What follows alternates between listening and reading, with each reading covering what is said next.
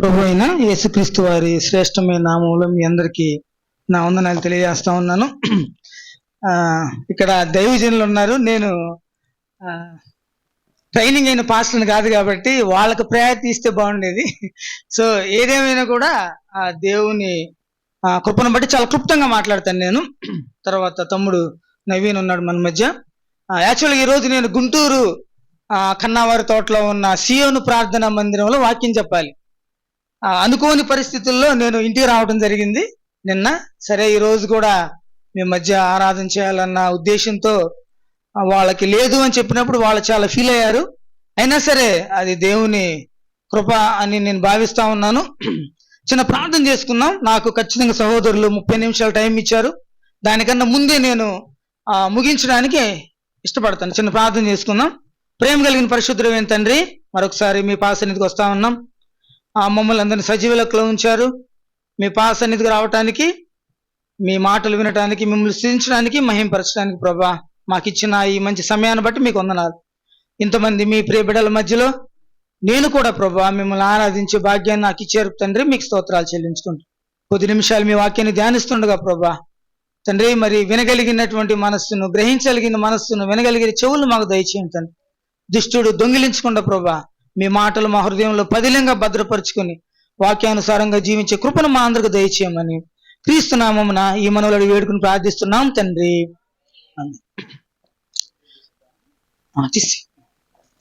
So ఈరోజు చాలా ప్రాముఖ్యమైనటువంటి విషయాన్ని చాలా క్లుప్తంగా చెప్పాలని ఆశపడతా ఉన్నాను. మత్తయి సువార్త 27వ అధ్యాయము. గంట అయిన తర్వాత దయచేసి నాకు టైం జ్ఞాపకం చేయండి. మత్తయి సువార్త 27వ అధ్యాయము 3వ వచనాన్ని ఎవరైనా బిగ్గరగా చదవండి. అప్పుడు ఆయనను అప్పగించిన యూదా ఆయనకు శిక్ష విధింపబడగా చూచి పశ్చాత్తాపపడి ఆ 30 వెండి నాణెములు ప్రధాన యాజకుల యొద్దకును పెద్దల యొద్దకును మరలా తెచ్చి, నేను రక్తాపరాధమును పాపము చేసి తినని. చాలమ్మా, చాలు, థ్యాంక్ యూ.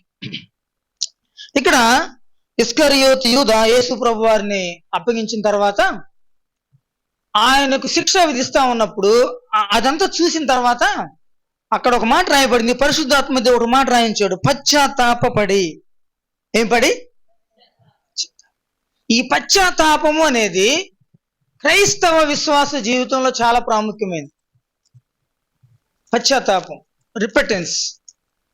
ఈనాడు చాలా మంది విశ్వాసులు అనబడుతున్న వాళ్ళు, క్రైస్తవులు అనబడుతున్న వాళ్ళు వారి యొక్క విశ్వాస జీవితంలో పశ్చాత్తాపం అనే మాటకు వాళ్లకు అనుగుణమైనటువంటి అర్థాన్ని తీసుకుంటా ఉన్నారు. నేను ఒక మాట రాసుకున్నాను ఇక్కడ. పశ్చాత్తాపం అంటే ఇంగ్లీష్లో ఏమని రాయబడిందంటే, it is an act of admitting that I have done something mistake. అంటే నేను తప్పు చేస్తున్నాను అని తెలుసుకోవటం,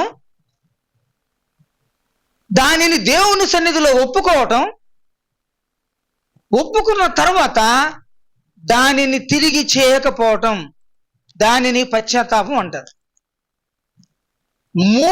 మూడు విషయాలు ఉన్నాయి ఇందులో. పశ్చాత్తాపంలో 3 విషయాలు ఉన్నాయి. మొదటిది, చేసిన తప్పును ఒప్పుకోవాలి. ఇది అందరం చేస్తాం మనం. It's a common thing. Yesu ప్రభువుని అంగీకరించిన ప్రతి ఒక్కరు చేసేది అంటే తప్పును ఒప్పుకుంటారు. కొంతమంది ఏడుస్తారు, చాలా సంతోషం, కన్నీరు గారుస్తారు, మంచిదే. తప్పును ఒప్పుకోవాలి. రెండవది, దాన్ని విడిచిపెట్టాలి. మూడవది, మరలా చేయకుండా ఉండాలి. ఈ 3 విషయాలు కలిసి పశ్చాత్తాపం. నువ్వు తప్పు ఒప్పుకున్న తర్వాత విడిచిపెట్టకుండా ఆ తప్పుని ఒప్పుకొని కప్పుకోవటం కాదు. బైబిల్లో చాలా క్లియర్గా రాయబడింది, మీరు పాపాన్ని విసర్జించండి, మీరు పాపాన్ని విడిచిపెట్టండి, మీరు పాపమునకు మరలా దాసులు కావద్దు. చాలాసార్లు విశ్వాసులు ఏం చేస్తూ ఉంటారంటే, పాపాన్ని ఒప్పుకొని కొద్ది కాలం తర్వాత మళ్ళా దాని వైపు చూస్తూ ఉంటారు. కుక్క తన వాంతికి పశ్చాత్తాపం అనేది చాలా ప్రాముఖ్యమైనది. ఈ పశ్చాత్తాపంలో మనం చేసినటువంటి పాపాలని ఒప్పుకుంటున్నాము, ఒప్పుకున్న దాన్ని విడిచిపెడతా ఉన్నాము. విడిచిపెట్టిన దానిని మరలా చేయకుండా ఉండాలి అంటే అసలు దాని జోలికి వెళ్ళకూడదు. ఒక చిన్న ఉదాహరణ చెప్తాను నేను మీకు.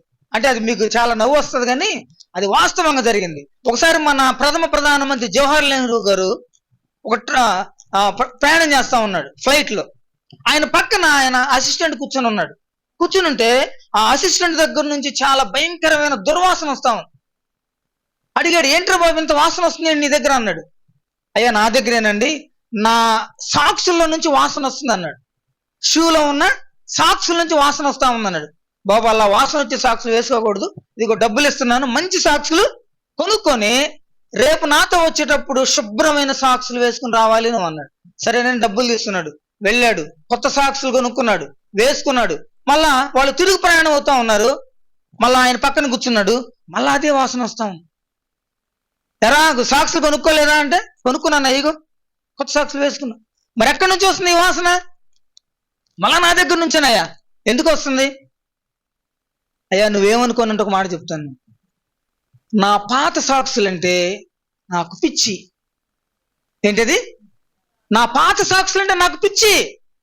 దాన్ని ఇడిచిపెట్టలేకపోతా ఉన్నాను, వాటిని పడేయలేకపోతా ఉన్నాను, వాటిని వదిలి ఉండలేకపోతా ఉన్నాను. చాలా మంది విశ్వాసులు పాపాన్ని విడిచిపెట్టలేకపోతా ఉన్నారు, పాపములోనే ఆనందిస్తా ఉన్నారు. పాపాన్ని విడిచిపెట్టమని వాక్యం చెప్తా ఉంటే పాపాన్ని హత్తుకొని జీవిస్తా ఉన్నారు. రే సంగమా, ఒక్క మాట చెప్తాను, గ్లాసు పాలల్లో ఒక్క చుక్క విషం పడ్డా కూడా పాలన్నీ పాడైపోతాయి. మీరు అనుకుంటా ఉన్నారు నేను పెద్ద పెద్ద పాపాలు ఏం చేయట్లేదు కదా,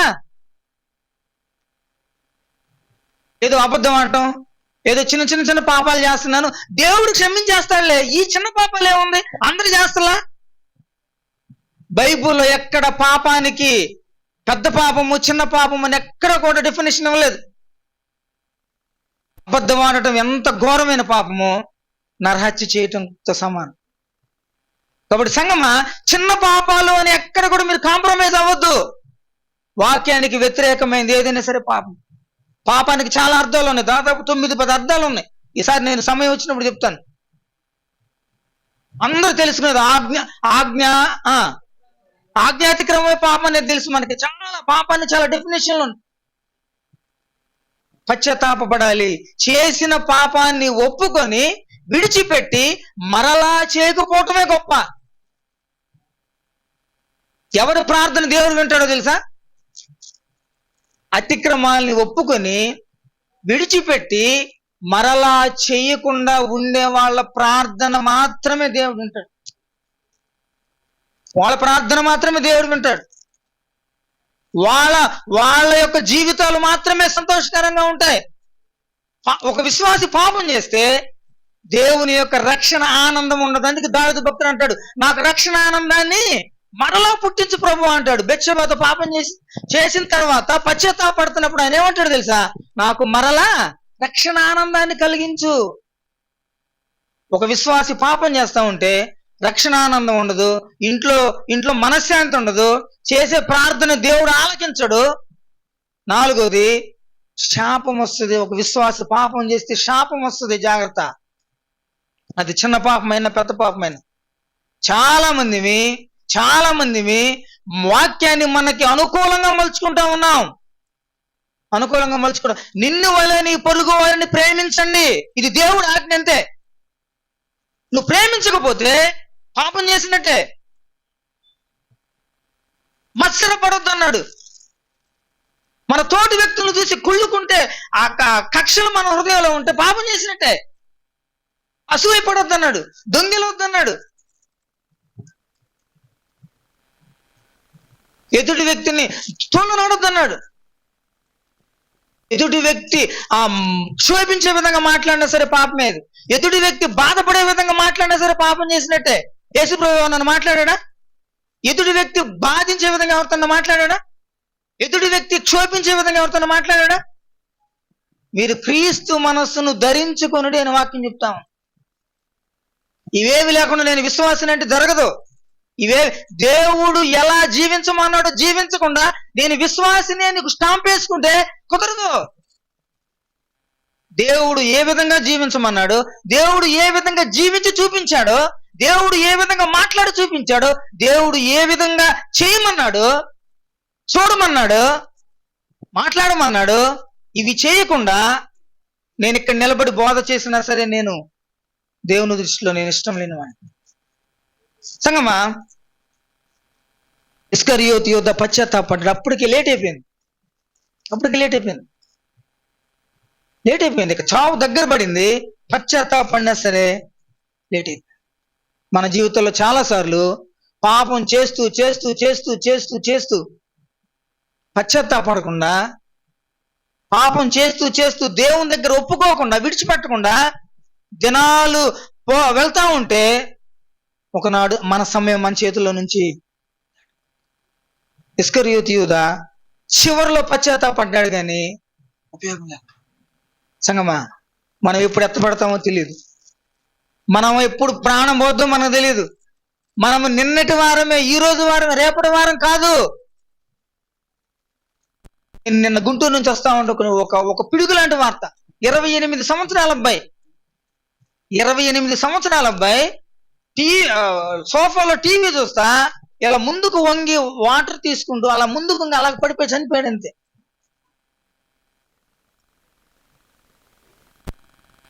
మరుసటి క్షణం ఏం జరుగుతుందో మనది. కాబట్టి మనం ఎప్పుడు కూడా పాపం విషయంలో అచ్చి ఉండరాదు. ఎప్పటికప్పుడు కూడా క్లీన్ చేసుకుంటా ఉండాలి. మనం ఇల్లు ఉదయాన్నే లేచి ఇల్లు చిమ్ముతాం కదా, ఎందుకు చిమ్ముతాం? మురికి ఉండకూడదు. బట్టలు ఉతుకుంటున్నావా? ఎందుకు ఉతుకుంటున్నావు? మురికి ఉండకూడదు. విశ్వాస జీవితంలో కూడా ఏ రోజుకు ఆ రోజు మలినాన్ని తీసివేస్తా ఉండాలి. ప్రాముఖ్యంగా ఒప్పుకోవాలి, విడిచిపెట్టాలి, తిరిగి చేయకూడదు. ఒక్కొక్క విశ్వాసికి ఒక్కొక్క వీక్నెస్ ఉంటుంది. నేను వాస్తవాలు మాట్లాడుతూ ఉన్నాను. ఒక్కొక్క మనిషికి ఒక్కొక్క వీక్నెస్ ఉంటుంది. కొంతమందికి డబ్బు వీక్నెస్ ఉంటుంది, కొంతమందికి మందు వీక్నెస్ ఉంటుంది, కొంతమందికి చూడకూడని చూసే వీక్నెస్ ఉంటుంది, కొంతమంది సెల్ ఫోన్ గంటలు చూసే వీక్నెస్ ఉంటుంది. ఏదైనా కూడా నీ విశ్వాస జీవితాన్ని పాడు చేసేది ఏదైనా సరే విడిచిపెట్టుకోవడం చాలా మంచిది. దేవునితో ప్రార్థన చేసే సమయం మనకు ఉండదు, దేవుని వాక్యాన్ని చదివే సమయం మనకు ఉండదు, కానీ ఈ పాడు పిచ్చి ఫోన్ చూడడానికి మాత్రం చాలా సమయం దొరుకుతుంది మనకి. చాలా మంది విశ్వాసులు, పాస్టర్లు చాలా మందిని చూశాను నేను. గంటల కొద్దీ ఆ ఫోన్లో నిమగ్నం అయిపోతా ఉన్నారు. తప్పు అది. ఒకవేళ అలాంటివి ఏమన్నా నీ జీవితంలో, నా జీవితంలో ఉంటే వాక్యం చెప్తా ఉంది, ఒప్పుకో, విడిచిపెట్టు, తిరిగి అది చేయొద్దు. అదే నిజమైన పశ్చాత్తాపం. ఒక వ్యక్తిని నేను మీకు చూపించి నేను ముగించాలని ఆశపడతా ఉన్నాను. సహోదరుడు నవీన్కి మనం సమయం ఇద్దాం. కీర్తనల గ్రంథం 51వ అధ్యాయము,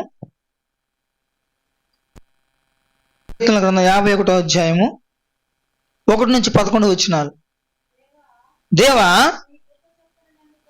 నీ కృప చొప్పున నన్ను కరుణించుము, నీ వాత్సల్య బాహుళ్యము చొప్పున నా అతిక్రమములను తుడిచివేయము. ఈ కీర్తనకి పైన హెడ్డింగ్ కూడా చూడండి.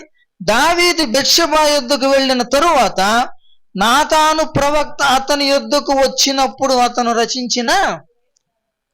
దావీదు బెత్షెబాతో పాపం చేశాడు. చేసిన తర్వాత దేవుడు నాతాను ప్రవక్తని దావీదు దగ్గర పంపిస్తాడు. పంపించి తన తప్పును ఎత్తి చూపించినప్పుడు దావీదు ఏం చేస్తాడు తెలుసా? రాజు, అతను చక్రవర్తి, రాజు కూడా కాదు, చక్రవర్తి. ఒక్క దెబ్బకి నాతాన్ని చంపేయచ్చు, రాజును నన్ను క్వశ్చన్ చేస్తావా అని, రాజుని నన్ను క్వశ్చన్ చేస్తావా నువ్వు అని చంపేయచ్చు. కానీ దావీదులో ఉన్న గొప్ప లక్షణం ఏంటో తెలుసా? తన తప్పుని ఒప్పుకొని విడిచిపెట్టి దేవుని సన్నిధిలోకి వచ్చి పశ్చాత్తాపడతాం.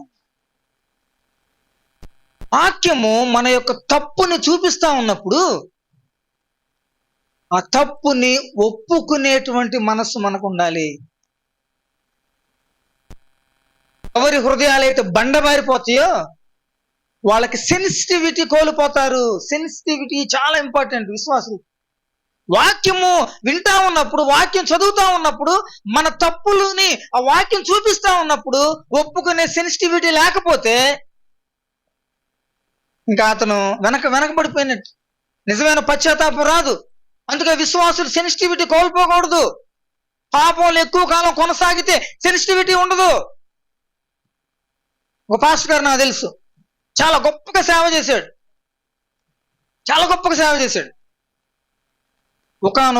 ఒక వీక్ సందర్భంలో ఒకనొక సందర్భంలో ఒక తప్పు చేశాడు. ఆ తప్పుని మేము చాలాసార్లు హెచ్చరించినా కూడా తీసుకోలేదు.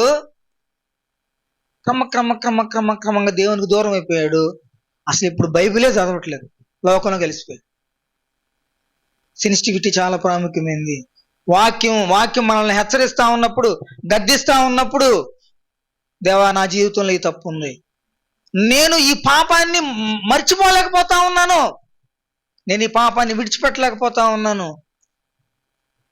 అని దేవుని సన్నిధికి వచ్చి పశ్చాత్తాపపడి కన్నీరు విడిచి ఆ పాపాన్ని విడిచిపెట్టి విసర్జించాలి. అందుకే వాక్యం చాలా క్లియర్గా చెప్తా ఉంది, అతిక్రమమును దాచిపెట్టువాడు దాన్ని ఒప్పుకొని విడిచిపెట్టువాడు ఆయన కనికరాన్ని. ఎందుకు ఈనాడు మన ప్రార్థనకు సమాధానం రావట్లేదు? ఎందుకు మన ఆత్మీయ జీవితాలు ఎదగట్లేదు? ఎందుకు మన కుటుంబాలు ఆశీర్వదించబట్టలేదంటే కేవలం ఒకే ఒక కారణం, మనలో ఉన్న పాపం, మనలో ఉన్న అవిధేయత, మనలో ఉన్న ఆ దేవుడంటే భయం లేకపోవడం. నేను చాలాసార్లు చెప్తాను, ఎక్కడికి వెళ్ళినా చెప్తాను, భయభక్తులు. భయం వేరు, భక్తి. భయం ఉంటేనే భక్తి చేస్తాం. భయం లేని భక్తి చేయకూడదు. అదేంటి అంటే ఆదివారం సంఘానికి వచ్చి కూర్చోవటం, పాటలు పాడటం, ప్రార్థన చేయటం, కానుకలు ఇవ్వటం, అసలు ట్రాన్స్లోకి వెళ్ళిపోవడం, అది భక్తి. భయం లేకుండా చేస్తే అది శుద్ధ వేస్ట్ అంటాను.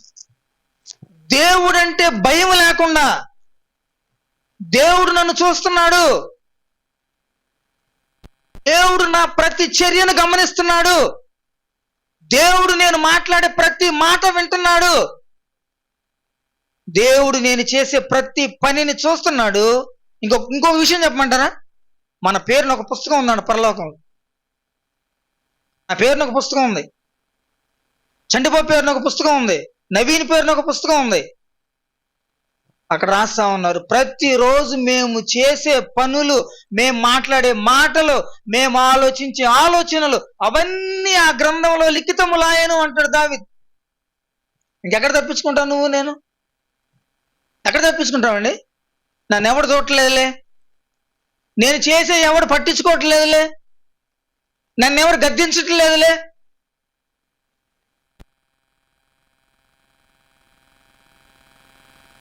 ఒక అంకుల్ అన్నాడు, అయ్యా నేను వాక్యం చదవలేకపోతా ఉన్నానయ్యా, ఏది అంటే ఆ వాక్యాన్ని నాకు చదువు రాదు, నేను చదవలేకపోతా. ఒక సహోదరుడు ఇంతకు ప్రార్థన చేస్తున్నాను, మనవరాలను కూర్చోబెట్టుకొని ఆయన వాక్యం చదివించుకుంటా ఉంటాడు. అనర్గళంగా వాక్యం చెప్తాడు. చదువు రాదని భయపడొద్దు, చదవటం ప్రయత్నం చేయండి. లేకపోతే పిల్లలు ఉన్నారు కదా, చిన్న పిల్లలు, మీ ఇంట్లో కూర్చోబెట్టుకు వాక్యం చదివించుకోండి. ఆ పిల్లలకి వాక్యం వస్తుంది. మీరు ఇంట్లో వాక్యం ఉచ్చరిస్తా ఉన్నప్పుడు వాక్యాన్ని కొన్ని శక్తి వల్ల అంధకార శక్తులు మన ఇంట్లోకి రావు. ఇంట్లో వాక్యాన్ని ఉచ్చరిస్తా ఉన్నప్పుడు, ప్రార్థన చేస్తా ఉన్నప్పుడు ఆ కుటుంబంలోకి అపవాది ఎంటర్ అవ్వడు అసలు. అందుకే కుటుంబ ప్రార్థన చాలా ప్రాముఖ్యం. ఇంట్లో ఏ ఇంట్లో అయితే కుటుంబ ప్రార్థన ఉంటుందో ఆ ఇంటిని సాతాను ముట్టుకోవడానికి కూడా సాహసించడు. కుటుంబ ప్రార్థన చాలా ప్రాముఖ్యమైనది. కుటుంబం అంతా కూర్చొని మనం ప్రార్థన చేసుకోవాలి. మొదటి గ్రంథం మనం చదివాం కదా, దివారాత్రములు దానిని ధ్యానించువాడు. ఎంత సమయం వాక్యం చదువుతున్నాం మనం? చెప్పండి, ఎంత సమయం వాక్యం చెప్తున్నాం మనం? ఎంత సమయం వాక్యం చదువుతున్నాం? ఎంతసేపు ప్రార్థన చేస్తున్నాం? మన మన మన యొక్క ధనంలో దశమభాగం ఇచ్చినట్టే మన సమయంలో దశమభాగం ఇవ్వమా? 2 గంటల 40 నిమిషాలు దేవుడిది అంతే. మన యొక్క 24 గంటల్లో 2 గంటల 40 నిమిషాలు దేవుడిదే.